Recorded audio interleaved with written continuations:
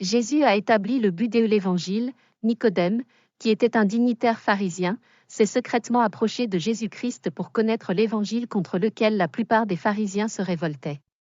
Malgré l'approche inhabituelle d'un éventuel critique, Jésus a saisi l'occasion pour éclairer Nicodème sur l'Évangile.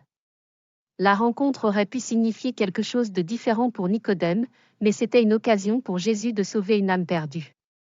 Le Messie a passé beaucoup de temps avec Nicodème pour discuter de ce qu'il lui fallait, et d'autres personnes, pour entrer dans le royaume de Dieu. L'Écriture rapporte la rencontre de Nicodème avec Jésus. Il y avait un homme des pharisiens nommé Nicodème, un souverain des Juifs. Cet homme s'approcha de Jésus pendant la nuit et lui dit, « Rabbi, nous savons que tu es un maître venu de Dieu, car personne ne peut faire ces signes que tu fais si Dieu n'est pas avec lui. » Jésus lui répondit, « en vérité, je te le dis, si quelqu'un ne naît de nouveau, il ne peut voir le royaume de Dieu. » Nicodème lui dit, « Comment un homme peut-il naître quand il est vieux? Peut-il entrer une seconde fois dans le ventre de sa mère et naître? » Jésus répondit, « En vérité, je vous le dis, si quelqu'un ne naît d'eau et d'esprit, il ne peut entrer dans le royaume de Dieu. Ce qui est né de la chair est chair, et ce qui est né de l'esprit est esprit. Ne vous étonnez pas que je vous ai dit, vous devez naître de nouveau. Le vent souffle où il veut, et on en entend le son, mais on ne sait pas d'où il vient ni où il va.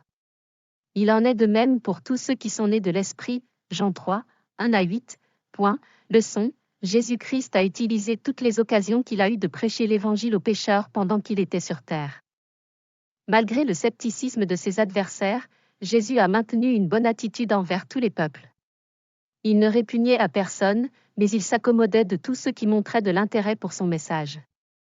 De son cœur libéral envers les pharisiens, Jésus répond à toutes les questions que lui pose Nicodème.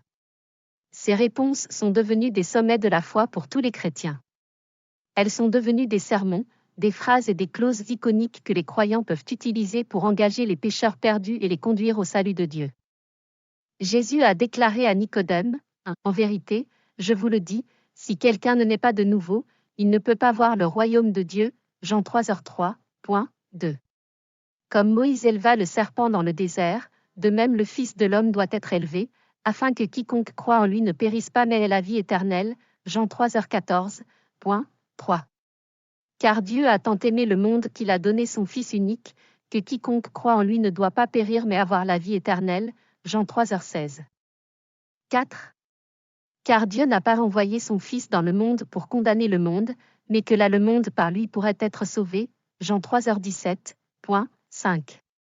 Celui qui croit en lui n'est pas condamné, mais celui qui ne croit pas est déjà condamné, parce qu'il n'a pas cru au nom du Fils unique de Dieu. Jean 3:18. La prière. Cher Jésus-Christ, quel merveilleux Seigneur tu es. Tu as exposé l'Évangile pour que tous en bénéficient. Tu as enduré des persécutions, et tu as exprimé ton amour de cœur pendant des périodes d'hostilité. Tu as subi diverses formes d'abus pour sauver le monde.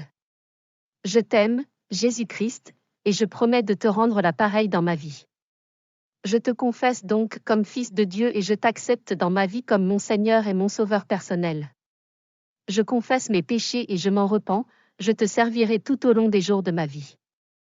J'utilise ce moment pour demander votre grâce pour prêcher l'Évangile et engager tactiquement les autres jusqu'à ce qu'ils vous livrent leur vie. Car c'est au nom de Jésus-Christ que je fais mes demandes. Amen.